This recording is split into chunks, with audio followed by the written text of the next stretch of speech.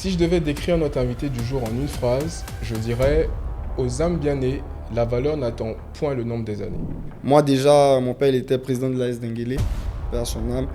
Déjà à 14 ans, 13 ans, je participais déjà à des réunions de l'AS Denguélé.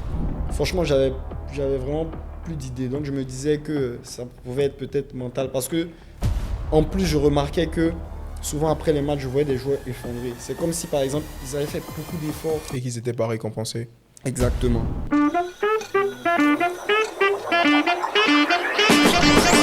Bonjour et bienvenue dans le talk du Jolo Sport. Ici, le sport africain s'exprime à voix haute. Si je devais décrire notre invité du jour en une phrase, je dirais aux âmes bien nées, la valeur n'attend point le nombre des années. Mohamed Koné est sans doute l'un des plus jeunes présidents de club en Côte d'Ivoire. Nommé à la tête du Deux Plateaux FC par feu son père Abdoulaye Koné en 2020, pour qui nous avons une pensée pieuse à cet instant, il a pris les rênes de l'équipe et l'a menée vers un objectif de longue date, la montée en Ligue 2. Avec lui, aujourd'hui, nous allons tout évoquer, sa gestion du club, son quotidien, ses ambitions. C'est maintenant et nulle part ailleurs.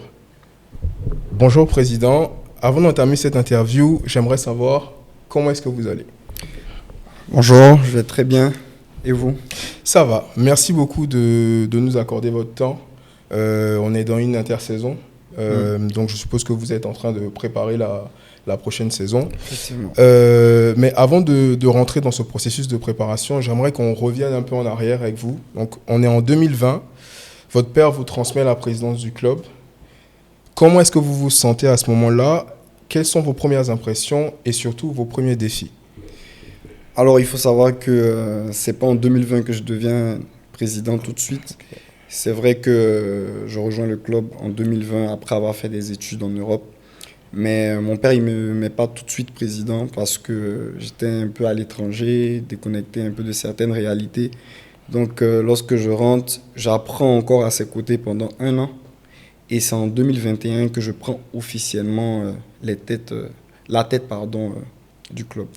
Est-ce que vous avez hésité à accepter ou vous aviez déjà cette ambition, vous, avant même de rejoindre le club en 2020, puis ensuite le processus de nomination pour 2021? Est-ce qu'il y a eu des moments d'hésitation ou pour vous, ça a été tout à fait naturel de vous retrouver dans cette position-là?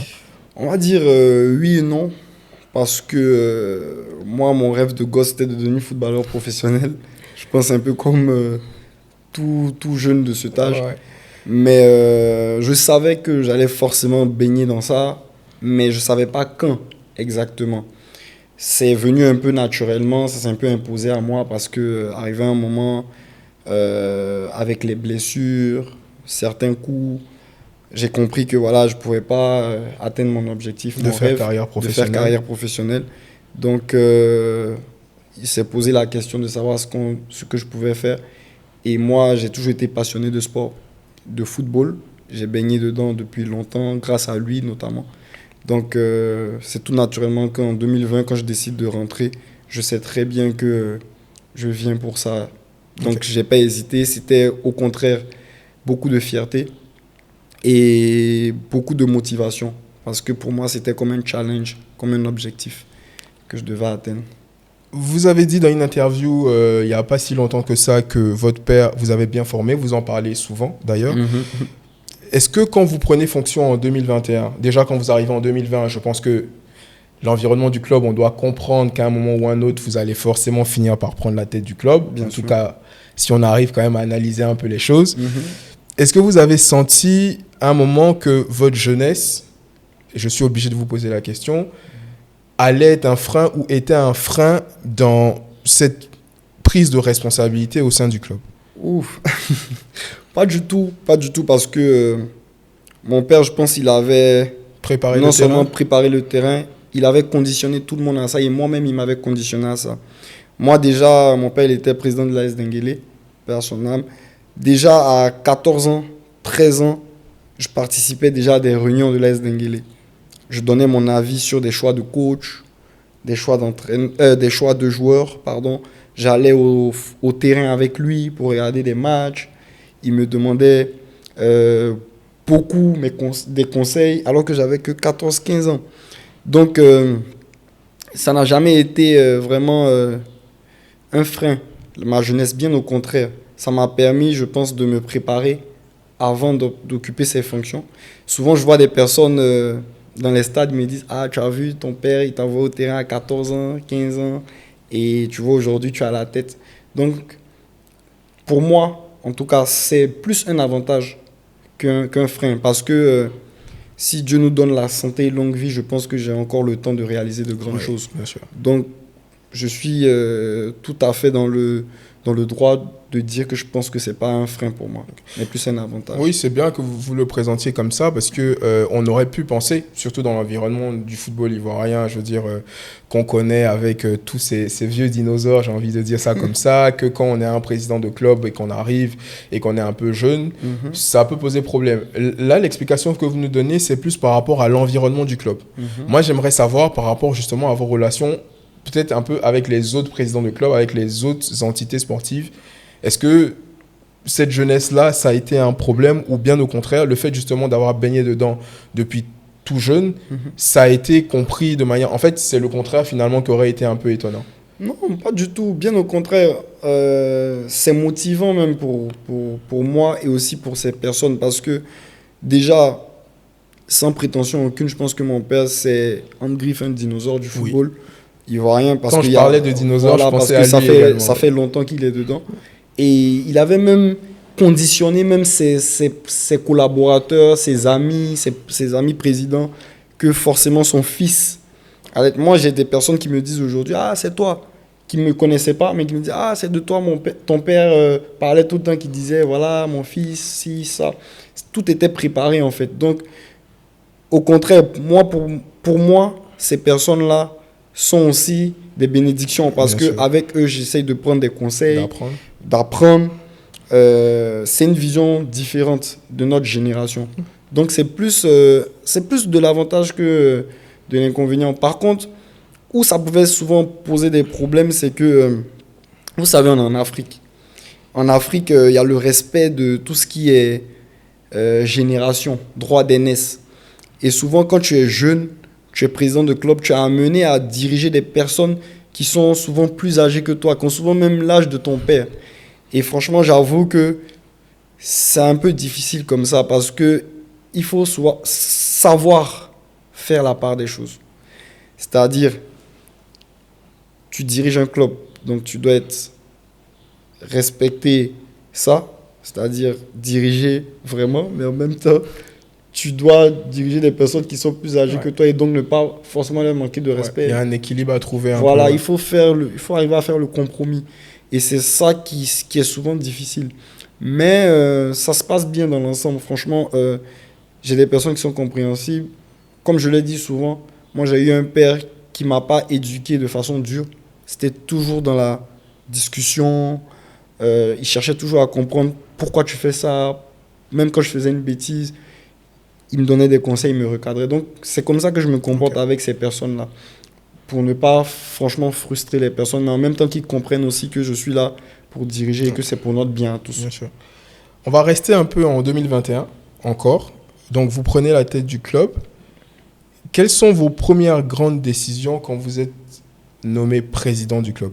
Par quoi vous commencez? Parce que je suppose que quand vous arrivez en 2021, vous avez 1 an pour apprendre, comme vous l'avez dit, à juste titre.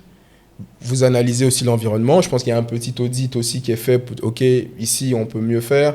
Ça, on va peut-être le corriger. Donc, je pense que vous avez le temps de peser un peu le pouls de l'environnement du club. Exactement. Quelles sont vos premières décisions? Vos premières grandes décisions? Vous êtes dans votre bureau, le lundi matin, je dis une bêtise, Mohamed Koné, président de Deux Plateaux FC. Vous commencez par quoi exactement? Bon, écoutez, moi... C'est vrai que je prends la présidence en 2021, mais dès 2020, déjà, je réfléchis déjà à ce que je dois faire parce que je sais que je vais finir président. Naturellement. Première décision, c'est de créer une académie de foot. Okay. Parce que je ne trouve pas logique qu'un club de football qui joue dans une ligue n'ait pas une académie de football. Okay. Donc, quand je viens, ma première décision, qui n'est pas facile à faire accepter ça, je vous le dis, au sein même du club, parce que pour certaines personnes, c'est du gaspillage d'argent. Alors que non. Pour moi, un club qui se veut grand, il faut créer une académie avec des générations qui peuvent se succéder sur des années à venir. Et ça ne m'a pas donné tort. Je pense qu'on aura l'occasion d'en parler. Oui, bien sûr. Et la deuxième des choses, c'est de structurer le club à tous les niveaux, que ce soit dans la gestion administrative, au niveau de la communication et plein d'autres choses. Et pour finir, je voulais aussi développer le système de partenariat, aussi bien sur le plan local que sur le plan international. C'était un peu ça ma vision. Vous avez dit qu'on allait en parler, on va en parler justement maintenant. Donc, je pense que c'est un secret pour personne. Vous êtes monté en Ligue 2, donc déjà félicitations pour cela. Merci beaucoup. Est-ce que vous vous étiez donné un délai idéalement pour atteindre cet objectif ? On sait que le club courait derrière cette quête-là depuis quand même très longtemps. Je pense pas raconter de conneries si je dis que c'était un des grands rêves de votre père. Plus qu'un rêve. Donc, c'est super que vous en soyez arrivé là. Est-ce que quand vous prenez la tête du club, vous vous dites, allez, on se donne 5 ans, on va le faire en 5 ans, on peut le faire en 5 ans, il y a du potentiel. Ou vous vous dites, je sais pas trop, on va voir. Est-ce que quand vous arrivez, vous donnez un délai pour le faire ? Déjà, quand vous avez parlé tout à l'heure de défi, c'était aussi un défi. C'était de faire monter le club en ligue professionnelle. Mais, comme je l'ai dit, une montée, ça se prépare. Bien sûr. Et c'était un peu le point de désaccord avec mon père. Parce que lui, il avait sa vision à lui. Il voulait monter tout de suite en ligue professionnelle. Donc, chaque année, il mettait énormément de moyens. Je lui disais toujours, papa, on n'y arrivera pas comme ça. Il faut préparer une montée. La montée, ça se prépare. Aujourd'hui, les gens ont dit oui, que parce que je suis monté cette année, je vais dire que oui, que j'ai... Non. Moi, dans ma vision, c'était cette année qu'on devait monter. Okay. Cette année ou l'année dernière. Je m'étais donné 3 ou 4 ans après 2021. Okay. Et je m'étais dit, dans 3 ans, le club, il doit monter en Ligue 2. C'était ça ma vision. Mon père, il n'était pas forcément d'accord. Mais ça ne m'a pas donné tort aujourd'hui. Parce que je parlais tout de suite d'académie. Quand on crée l'académie, pour moi, on va créer des générations. La première génération, elle avait 12-13 ans quand je les recrute. Okay. Je me dis quoi ?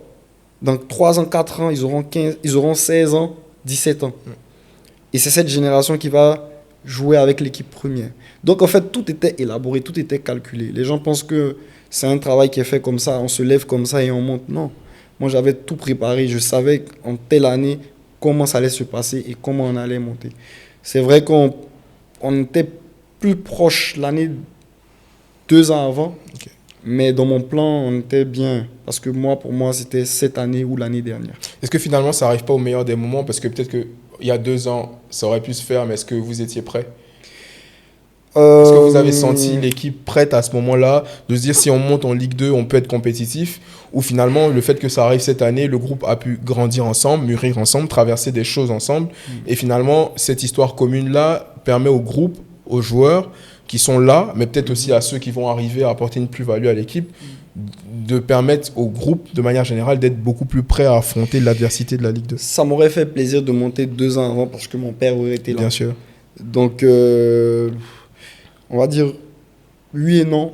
Parce que je pense que si on serait monté 2 ans avant, on aurait pris aussi les précautions pour perdurer aussi. Mais c'est arrivé comme ça. Je pense que dans la vie, quand tu es croyant, il faut toujours remettre à Dieu et te dire tout ce que Dieu fait est bon. Bien sûr. Donc moi, je prends toujours les choses de façon positive. Si c'est arrivé cette année, c'est que cette année, ça devait arriver. Mon seul regret, c'est que c'est une saison où mon père il est parti. Bien sûr. Les gens me disent oui, mais il voit de là où il est, mais oui, mais il n'est pas là. Donc c'est un peu ça qui est un peu la petite tâche qui me fait un peu mal souvent. Parce que je me dis, il voulait tellement s'être monté. Je donne une petite anecdote. Ma mère, le jour où on monte, officiellement, quand je vais la voir, elle dit, maman, c'est fait, on monte. La première phrase qu'elle me sort, ah, papa, il voulait tellement s'être monté. Tu vois, donc ça montre que, voilà, tu aurais eu envie, en tout cas, de partager cela avec lui.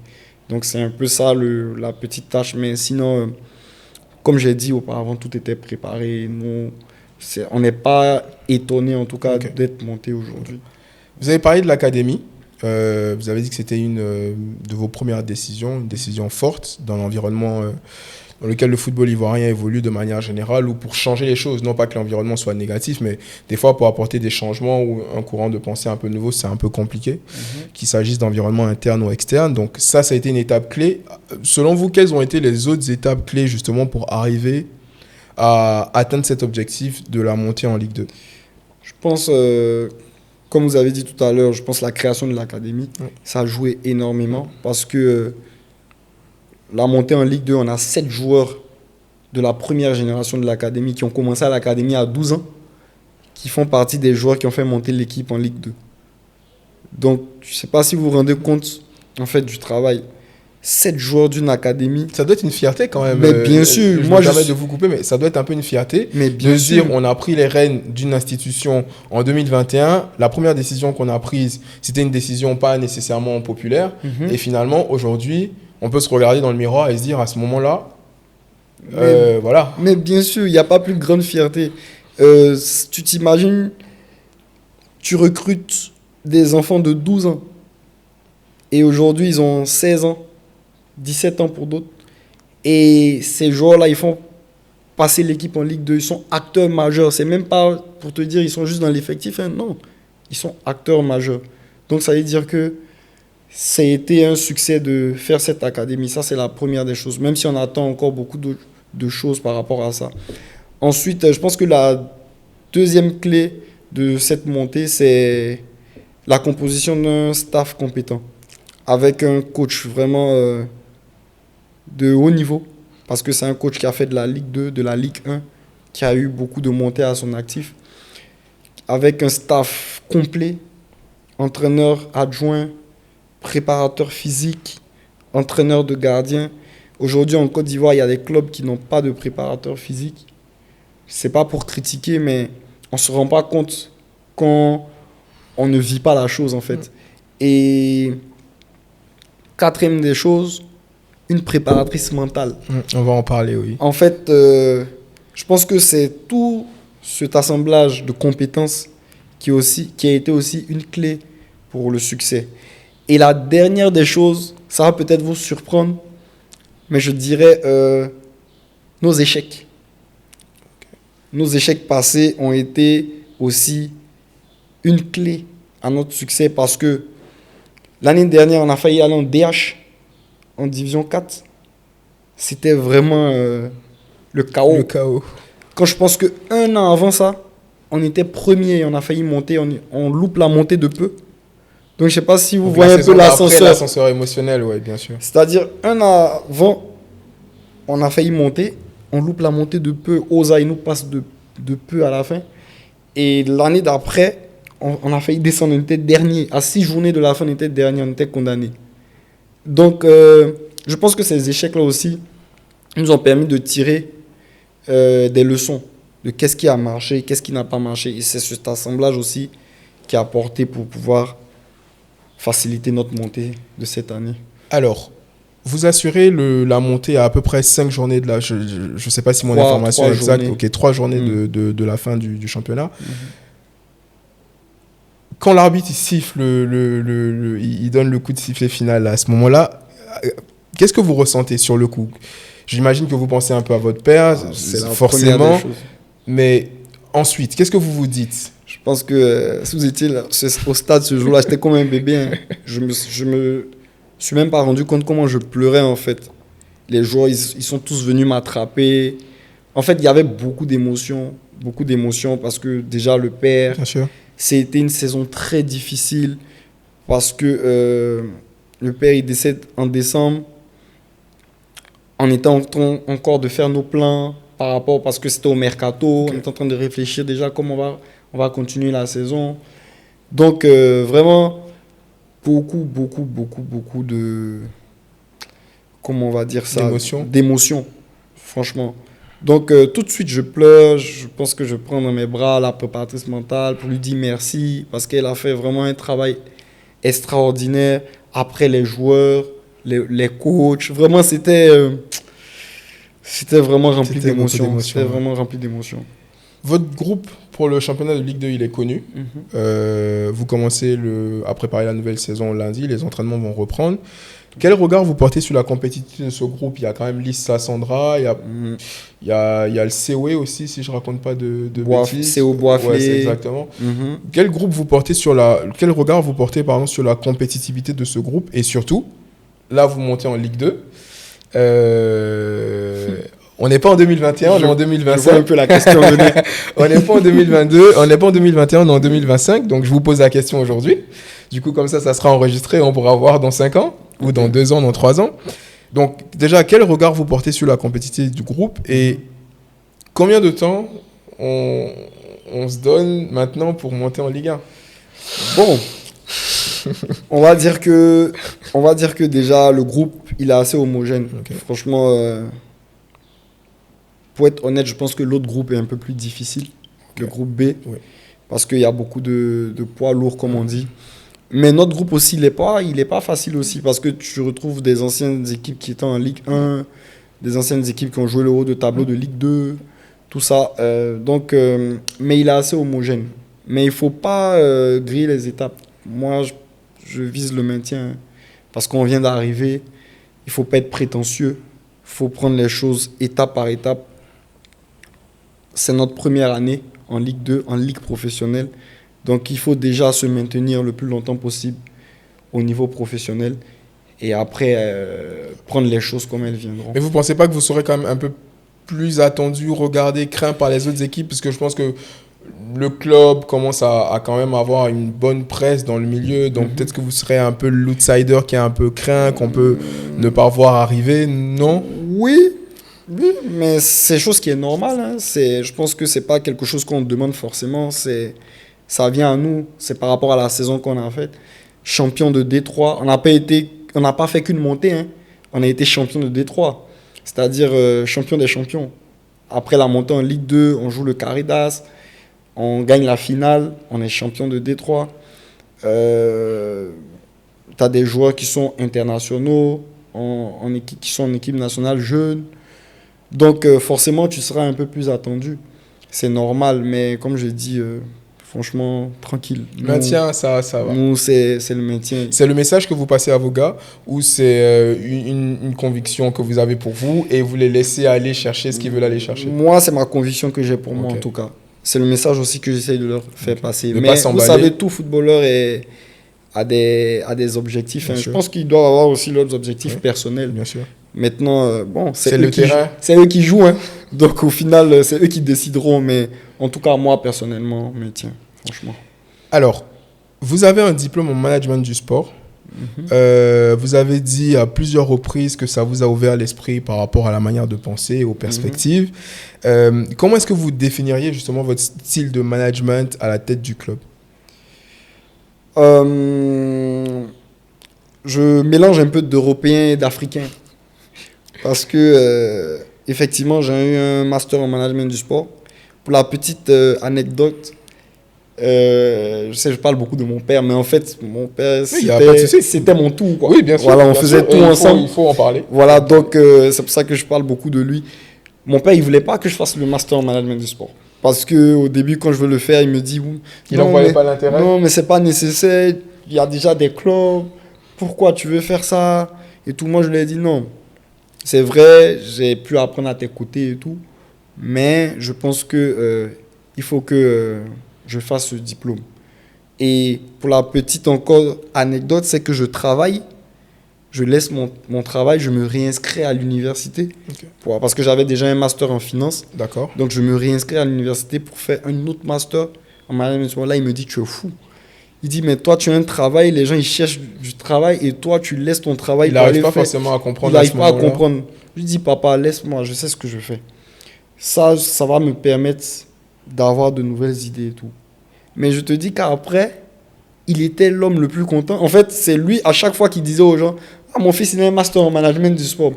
Et pour revenir sur la question, ça m'a beaucoup ouvert l'esprit parce que j'ai fait de la théorie, mais j'ai fait aussi de la pratique. Bien sûr. Parce que je faisais ça en alternance. Bien sûr, donc vous travaillez en même temps. Voilà, je travaillais en même temps dans un club de football. Okay. Et moi, si vous voyez un peu mon modèle, je dirige un peu comme est diriger le football semi-pro ou amateur en France. Je me base un peu beaucoup sur ce modèle. Et c'est parce que j'ai appris dans ce modèle-là. Donc, ça m'a permis vraiment de mettre de bonnes bases, pas forcément avec de gros moyens, mais de pouvoir mettre de petites bases pour un début. Bien sûr. Pouvoir se structurer, se professionnaliser au fur et à mesure. Alors, de Plateau FC, vous êtes le seul club en Côte d'Ivoire, je dis bien le seul club en Côte d'Ivoire, et au moment où je le dis, je pèse mes mots, à travailler avec une préparatrice mentale. Vous en avez parlé. Non, mais je tiens vraiment à répéter cette phrase pour qu'elle soit entendue. Le De Plateau FC est le seul club en Côte d'Ivoire à travailler avec une préparatrice mentale, ou en tout cas un préparateur mental. Est-ce que vous pouvez revenir avec nous sur le processus qui vous a conduit à faire ce choix, dans un premier temps? Alors, moi, je pense que le football, c'est pas seulement que courir après un ballon. Et beaucoup n'ont pas compris ça, en fait. J'ai eu la chance de faire un master en management du sport. Je dis pas qu'on a fait des matières sur la préparation mentale, mais c'est des volets qu'on a un peu touchés. On en a parlé un peu dans nos formations. De deux, je jouais un peu au football. Moi, j'étais un joueur qui était beaucoup sur l'affectif. J'ai besoin qu'on me parle, qu'on ait confiance en moi, qu'on me montre qu'on a la confiance. Donc, quand je rentre à Abidjan, au début, j'y pensais déjà. Mais effectivement, c'est quelque chose que je ne voyais pas sur le terrain. Je ne connaissais même pas de préparateur. C'est ça, vous ne saviez pas s'il y en avait exactement, je ne savais pas s'il y en avait. Et un jour, par hasard, je tombe sur Madame Joël Héraclite. Un ami m'invite, il me dit, viens, je veux te présenter quelqu'un. Et je pars. Cette personne travaille avec Madame Joël Héraclite. Et on discute de tout ce jour-là. On parle de sport business, de préparation mentale. Et tout de suite, on accroche, elle et moi. Donc, on échange les contacts. Et on continue à discuter souvent et tout. Et on arrive à une période où, l'année d'avant, comme je vous avais dit, on devait monter. Et l'année d'après, on est dernier. Je vois que ce n'est pas un problème financier, ce n'est pas un problème matériel, ce n'est pas un problème humain, parce qu'on a de bons joueurs. J'augmente les primes, ça ne marche pas. Le boss n'est pas méchant. On augmente les salaires, ça ne marche pas. Franchement, j'avais vraiment plus d'idées. Donc, je me disais que ça pouvait être peut-être mental. Parce que, en plus, je remarquais que souvent, après les matchs, je voyais des joueurs effondrés. C'est comme si, par exemple, ils avaient fait beaucoup d'efforts. Et qu'ils n'étaient pas récompensés. Exactement. Donc, je recontacte Joël. Je lui dis, écoute, Joël, vraiment, j'ai un problème et tout. J'ai l'impression que l'équipe, c'est plus que le terrain. Est-ce que tu penses que tu peux venir m'aider? Tout de suite, elle me dit, ok, il n'y a pas de souci. Dis-moi quand tu veux l'entraînement et tout. Et c'est comme ça que Joël, elle arrive au club. On part à l'entraînement ensemble. Elle me dit, ne me présente pas. Je vais observer. Elle est déjà dans l'approche mentale de son... Elle est déjà dans son truc. Franchement, Joël, top. Franchement, c'est une personne qui travaille vraiment avec amour. C'est quelqu'un que vous définiriez aujourd'hui comme un pilier central de... Bien sûr. Pour moi, Joël, elle a 60% de ma montée. Hein. Les gens, ils ne se rendent pas compte. Quand elle arrive, elle me dit tout de suite, j'ai détecté le problème, t'inquiète. Et elle fait 6 matchs, 6 victoires. Après, c'est pas qu'elle seule, il y a le staff qui est compétent aussi, parce qu'en temps, on change de staff. Mais son travail, il est remarquable. Et elle me dit à la fin de l'année, on montera l'année prochaine. Moi, je dis non, mais elle dit, tu verras. Tu vas voir, tu vas dire que je t'ai dit. Et c'est ce qui s'est passé. Donc c'est un peu comme ça que la préparation mentale vient. Vos 2-3 ans après 2021, plus elle, sa conclusion à la fin de la saison, et on arrive à une montée tout à fait logique.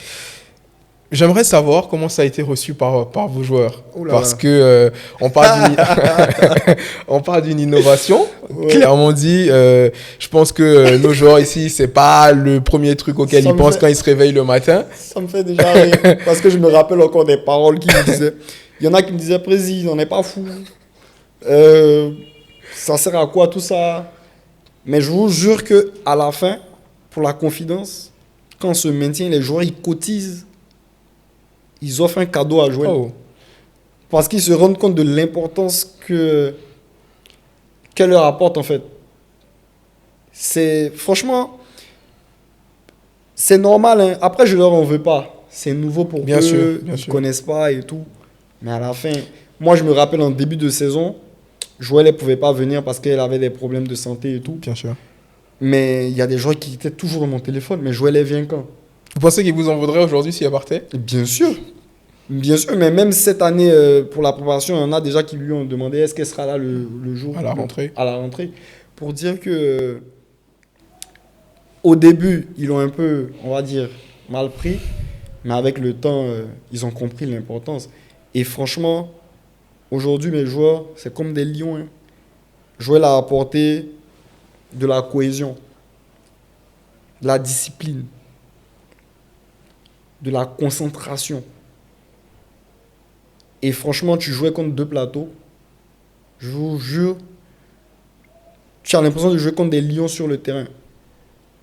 On est monté, certes. Mais pour moi, il y avait des équipes dans notre poule qui étaient souvent meilleures que nous. Hein. Meilleur. Mais tu pouvais pas, en fait. Quand tu regardais les joueurs dans les yeux, tu savais que tu venais en guerre. Une fois que le match commençait, non, surtout encore quand on a perdu mon père, à l'instant encore. Là, je pensais que ça allait les casser, mais non. Ça a été un levier Ah finalement. là, ils m'ont dit, président, On va le faire. même si on doit mourir sur le terrain, on va mourir C'est sur fort le terrain. ça. Mais bien sûr.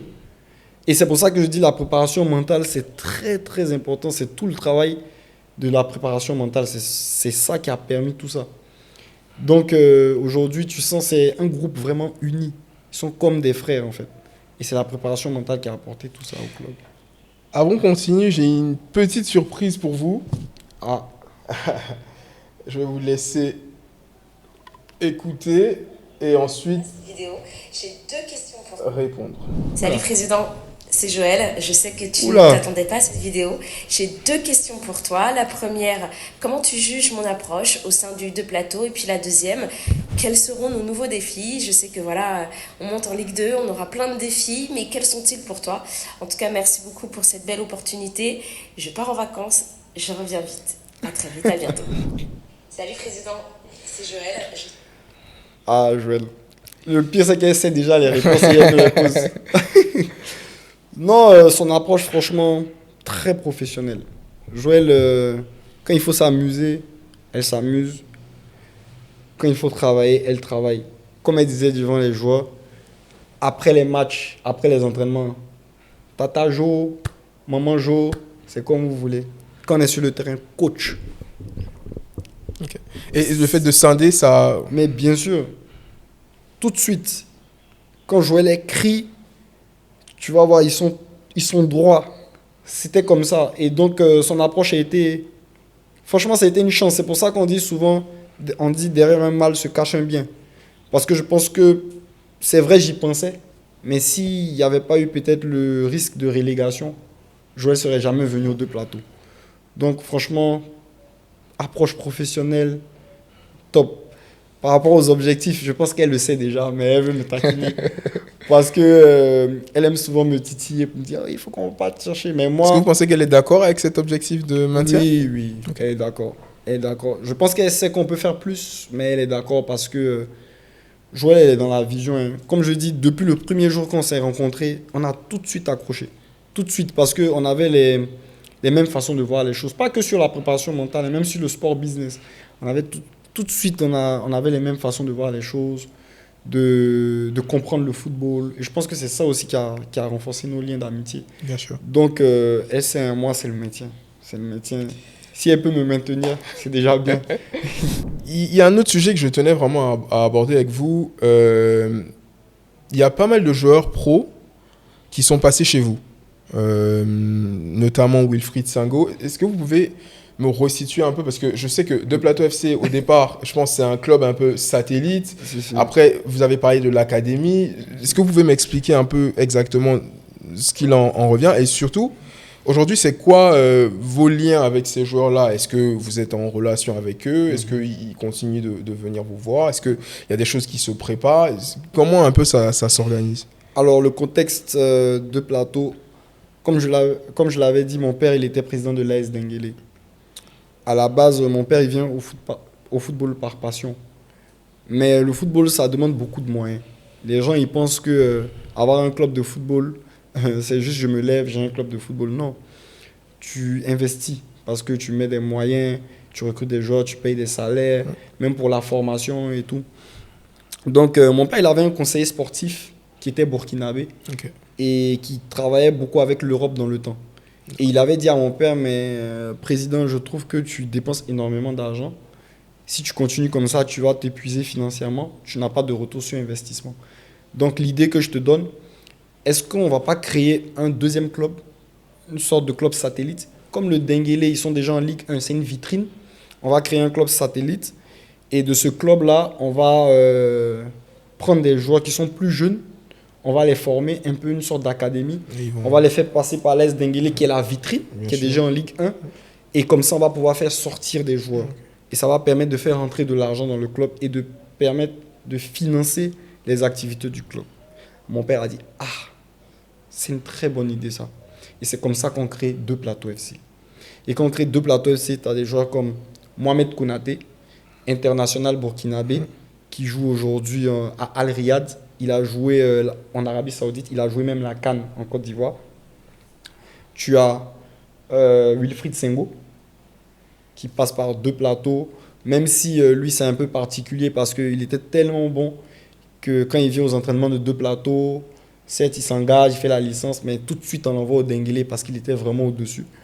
Tu as Yao Mikalian qui joue aujourd'hui au Monténégro, tu as Oumar Sako qui joue avec l'équipe nationale du Niger qui joue aujourd'hui en Russie. Tu as encore t'as Kwao Aristide qui joue aujourd'hui en France au championnat national. Donc tu as une dizaine comme ça, c'est les noms qui me viennent en tête, mais tu as une dizaine comme ça qui sont un peu partout en Europe. Et ça a montré que le projet a bien marché parce qu'ils ont commencé aux deux plateaux, ils sont passés par l'AS Denguélé et après ils sont passés en Europe. Moi, quand j'arrive en 2020, je veux faire un peu la rupture. Je dis à mon père que moi, je veux que les deux plateaux ils soient un peu plus indépendants. C'est vrai que dans le temps, le deux plateaux était un peu un club satellite, comme peut l'être en Autriche, Liefering et Salzbourg. Oui. Mais avec le temps, on a d'autres ambitions. Parce qu'en temps, le deux plateaux, il commence en DH, mais il monte en D3. Okay. Donc, quand tu arrives déjà en D3, qui est la ligue amateur, que moi j'appelle la ligue semi-pro, tu te dis déjà qu'il y a la possibilité d'aller plus loin. Donc, moi, je dis à mon père, il faut qu'on devienne un peu plus indépendant. Il faut avoir votre propre académie, notamment. Et c'est comme ça, justement, que je regarde un peu le modèle de Denguélé deux plateaux, mais je le fais aux deux plateaux. Je me dis, au lieu qu'on va faire un autre club satellite, on va créer une académie au sein même du deux plateaux. Et c'est comme ça qu'on crée l'académie du deux plateaux, qui est censée être les générations qui vont continuer année après année. Qui vont monter en Ligue 1. Voilà. Est-ce que vous avez des discussions justement avec les autres clubs, avec les autres présidents de clubs, j'entends, et aussi avec la fédération, enfin, en tout cas tous les acteurs du football ivoirien, tous ceux qui peuvent apporter des solutions pour, comment je dirais cela, pour trouver justement le moyen de ramener le public au stade? Parce que est-ce qu'un club de son côté peut lui seul se ramener 25 000 personnes au stade? Je ne pense pas. Je pense que ça, c'est une question vraiment qui amène à la réflexion. Bien sûr. Parce que, si vous voulez mon avis, en Côte d'Ivoire, il y a aussi le fait de la délocalisation de certains clubs. D'accord. Une équipe comme le Sporting de Gagnoa, quand il joue à Gagnoa, le stade il est plein. Hein. D'accord. Donc je pense que si le Sporting, par exemple, jouait à Abidjan, il ne faut pas s'étonner de ne pas avoir de supporters. Bien sûr. Parce que déjà, un club, on a attaché un club par rapport à sa culture, à sa localité aussi. Ça, c'est un premier pan. Si Yamoussoukro joue à Yamoussoukro, le stade, ça va. Je ne dis pas que le grand stade est rempli, mais il y a des matchs de Yamoussoukro où il y avait du public. Bien sûr. Donc, je pense que déjà, ça, c'est un pan qu'il faut peut-être explorer. Ensuite, il faut peut-être rendre le championnat plus compétitif. Aujourd'hui, quand je vois le championnat tanzanien, il y a du public, mais pourquoi il y a du public? Parce que le championnat est compétitif. Il est compétitif, on part chercher des internationaux dans d'autres pays. Aziz Ki, qui est international burkinabé, qui va jouer en Tanzanie. présentation d'Aziski. Donc forcément, ça va apporter du public. Il a le TP Mazembe qui le faisait bien pendant une période avec Katumbi. Il a acheté Sylvain Goro, Roger Assalé, prenait les meilleurs dans chaque pays. C'est vrai qu'on a des modèles, même pas forcément en Europe, on a des modèles pas si loin de nous, de comment on pourrait faire pour recréer une certaine attraction. Et c'est là encore, je parle encore de la formation. Il faut beaucoup investir dans la formation. Quand tu regardes des matchs de cette année de Jean-Marc Guillou, Jacques Dangré, c'est plaisant à voir jouer. Moi, je regardais le match Jacques Dangré contre Racing Club d'Abidjan en Coupe nationale. Le stade, il était plein. Mais pourquoi le stade est plein? Parce qu'il y avait de la qualité. Parce qu'il y a de la qualité. Ouais. Donc, je pense que si on rend le championnat compétitif, on développe la formation, on met de la qualité, ça va ramener aussi des gens au stade. Après, c'est d'un point de vue un peu lointain comme ça, hein, mais je pense qu'il y a encore forcément d'autres choses qu'il faut voir pour rendre tout ça un peu compétitif. Alors, vous avez parlé de localité, d'un club qui finalement crée du lien avec son public en fonction d'où il vient.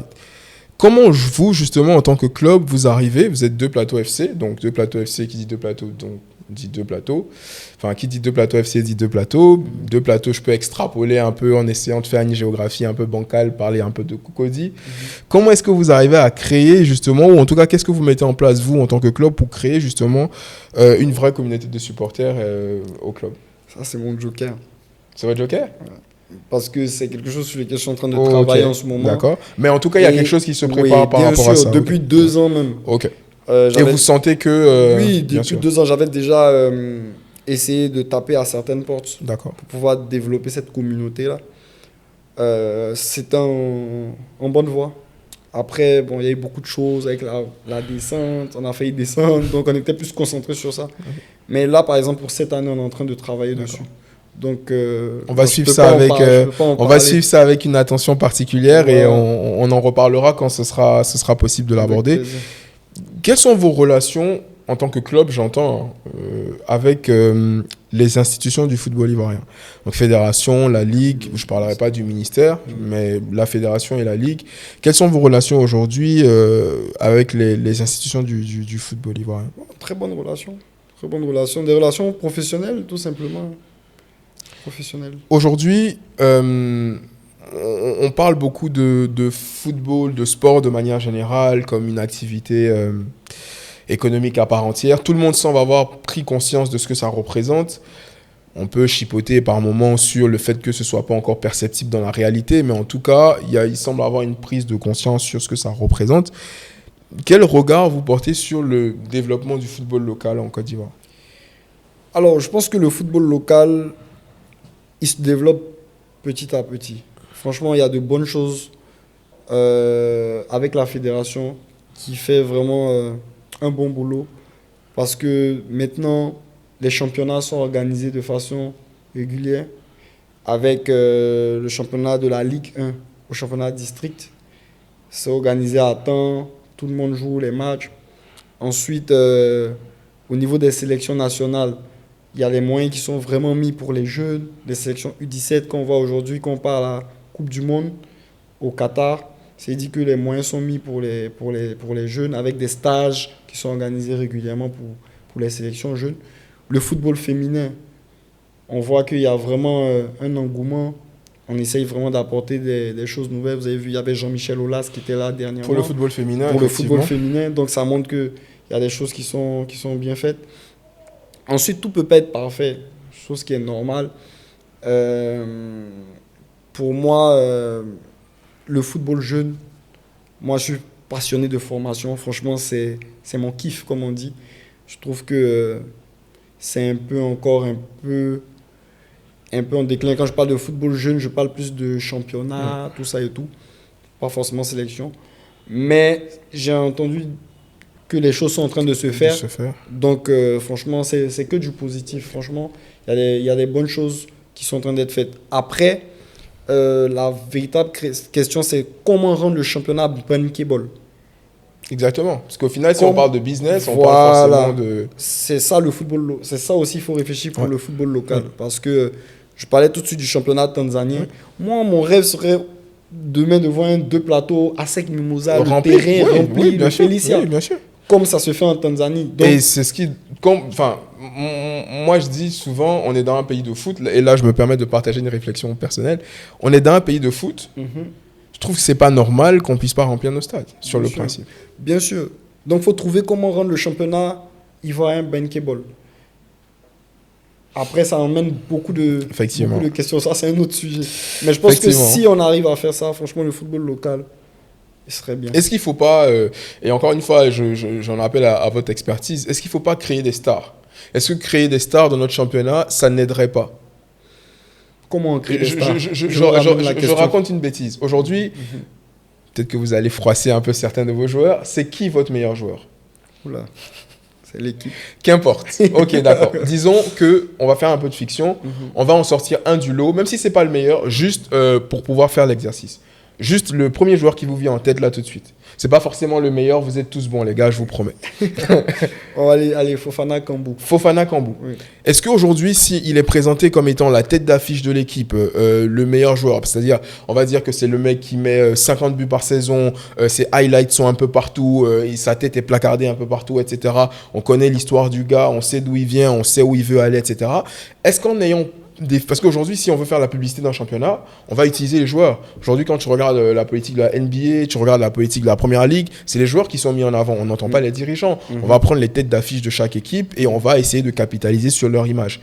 En créant justement des images assez fortes autour des joueurs stars des équipes, parce que de toute façon, même si l'équipe est l'équipe, et je suis le premier à dire que le football est un sport collectif, l'équipe est toujours la star, mais il y a toujours un joueur qui, voilà, je ne vais pas dire qu'il sort du lot, mais qui a une aura particulière, qui est le leader de l'équipe, même si ce n'est pas le meilleur, mais qui est le leader, etc.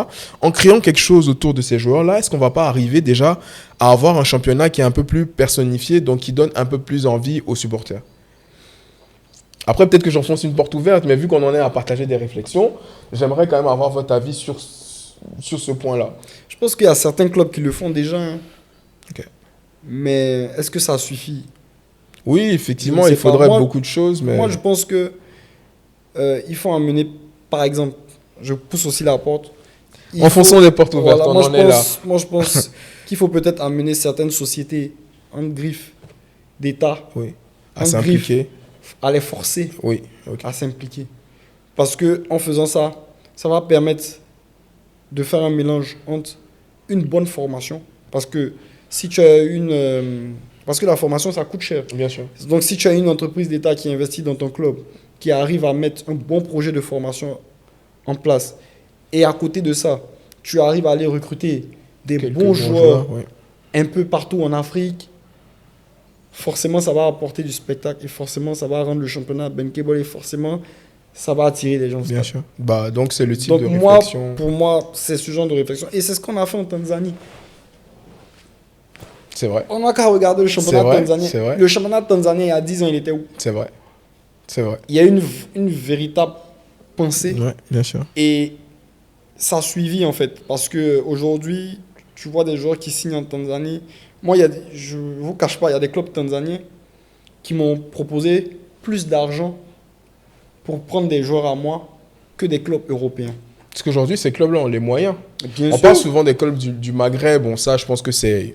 Aujourd'hui, c'est l'évidence en Afrique, mais il y a ces clubs-là, comme vous parlez de la Tanzanie, il y a pas mal de clubs qui se développent un peu dans ces pays-là, auxquels on ne va pas forcément penser au départ, mais qui n'ont pas grand-chose à envier finalement. Bien sûr, regardez aujourd'hui le Yanga. Ouais. Gros club. Moi, je disais comme ça à un ami, je dis, le jour j'ai du temps, si le temps me le permet, j'aimerais bien regarder un Yanga Simba. Parce que quand je regarde à la télé, ça fait rêver. Même au Rwanda, ça commence à se faire. Au Rwanda, ça commence à se faire. Dernièrement, j'ai vu le derby rwandais de la capitale rwandaise. Gros match. Le stade rempli à Rabor. Grosse folie. En plus, il y avait eu un but exceptionnel qui avait tourné sur les réseaux. Donc, ça aide aussi. Mais ça avait été une très, très belle publicité. Une bonne démonstration de force, moi, j'ai trouvé.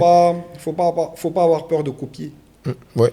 Surtout quand ça se fait bien, oui. Voilà. Donc, on a des exemples un peu à gauche, à droite. Si on arrive à copier, je pense qu'on peut faire de bonnes choses. Okay.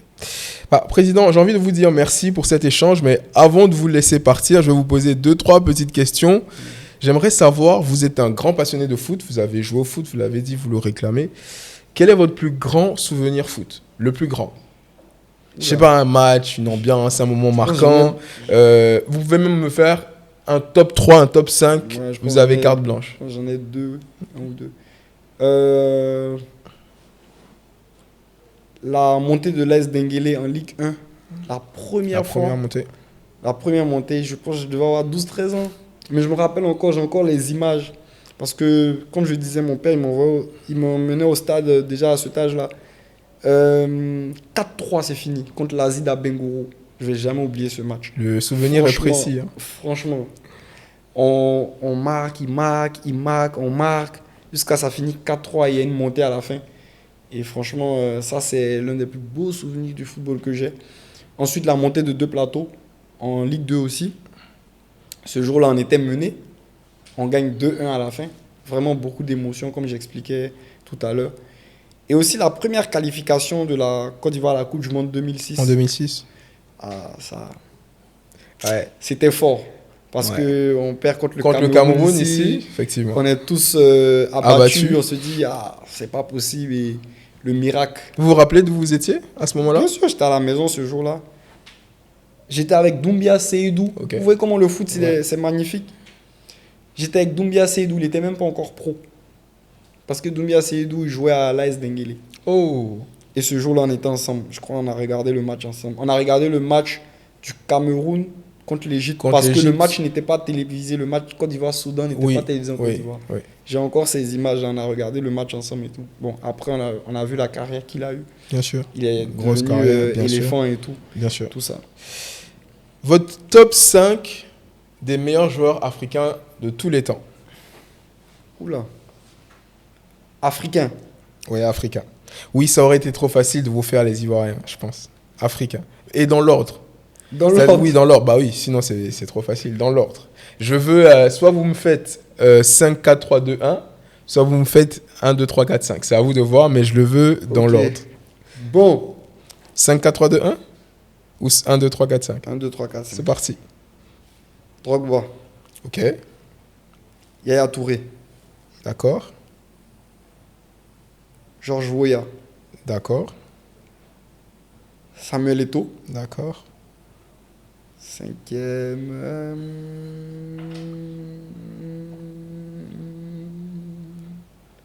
Allez, Roger Mila. J'ai mis là.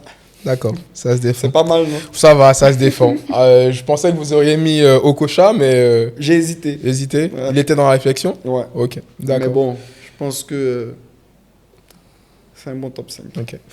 Alors, j'aimerais vous laisser finir avec ce que vous voulez, un mot soit pour les jeunes passionnés de foot, de terrain. Vous avez voulu jouer au foot, vous l'avez dit, vous n'avez pas pu, mais vous vous êtes excellemment réorienté. Aujourd'hui, vous êtes dans la gestion d'un club. Si vous devriez adresser un mot, soit à un jeune passionné de foot ou de gestion, qu'est-ce que vous auriez aimé qu'on vous dise à 18-20 ans? Personnellement, je pense que dans tout métier qu'on fait, il faut avoir de la passion. Ok. Ça, c'est la première des choses. On ne vient pas au football pour de l'argent. C'est vrai qu'aujourd'hui, le football, il y a du business derrière, avec les transferts et tout ce qu'on peut voir, les gros chiffres.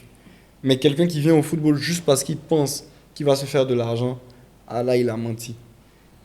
Parce que si tu n'es pas passionné, tu peux très vite te décourager parce que tu mets de l'argent, Et souvent, tu n'as même pas de retour sur investissement. Moi, mon père me disait toujours que Mohamed, c'est vrai qu'on a pu faire souvent des transferts. Mais même les transferts que j'ai faits, je n'ai même pas eu la moitié de ce que j'ai investi dans le foot. Ça veut dire beaucoup de choses. Donc, d'abord, il faut être passionné avant de venir au foot. Ça, c'est la première des choses. La deuxième des choses, il ne faut pas négliger le côté formation. Les gens pensent qu'aujourd'hui, on se lève, on dit oui, j'aime le foot, donc je peux exercer dans le foot. Non. Non. Il faut se former. Quand je dis se former, théorie, pratique. Moi, j'ai été coach. Hein. Les gens, quand j'étais en France, quand je faisais mon alternance en management du sport, c'est vrai, j'avais un rôle administratif de base. Je gérais tout le côté administratif du club dans lequel je bossais. Mais il m'arrivait de moi-même, par demande, d'aller coacher des enfants de 7-8 ans. Pour comprendre, en fait. C'était juste pour comprendre certaines choses, en fait. Et aujourd'hui, ça me sert. Même dans ma façon de parler avec mes jeunes de l'académie, tout ça, je suis comme un grand frère. Parce que j'ai eu à faire aussi le terrain. Donc, il faut se former. Je pense que l'alchimie de tout ça, forcément, peut faire entrevoir de belles choses. Merci beaucoup, Président. Merci pour cet échange à la fois sincère et inspirant. On va suivre l'actualité du Deux Plateaux FC naturellement tout au long de cette saison de Ligue 2 et on vous souhaite plein de succès. Vous avez dit que vous visez le maintien. Moi, je vous souhaite la montée. Inch'Allah. Je vous mets un peu la pression comme ça. La prochaine fois que je vous vois, je pourrai vous demander où on en est. Et donc, merci beaucoup pour votre temps. Merci beaucoup pour tout ce que vous avez partagé avec nous. Et surtout, à très bientôt dans le talk de Jolo Sport. Merci.